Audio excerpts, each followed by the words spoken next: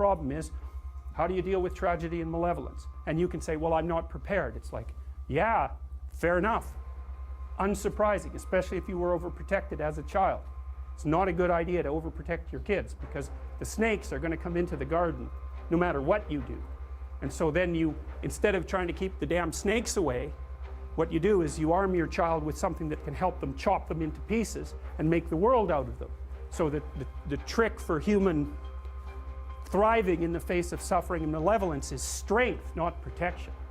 It's a completely different idea. We also know this clinically. We know, for example, that if you treat people with exposure therapy for agoraphobia, which is, roughly speaking, the fear of chaos, I would say, the fear of everything, you don't make them less afraid.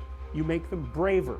It's not the same thing. Because with an agoraphobic, see, what happens to them is the fall. They never conceptualize death and suffering. They're naive, right?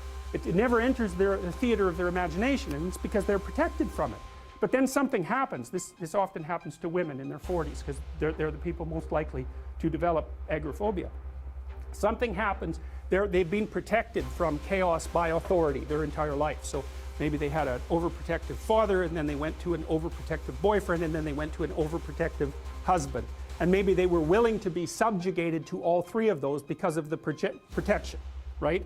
So that's the bargain. They stay weak and dependent, and maybe they have to, because that's the only way they can appeal to the person who's hyperprotective. But the price they pay for that is that they're not sufficiently competent.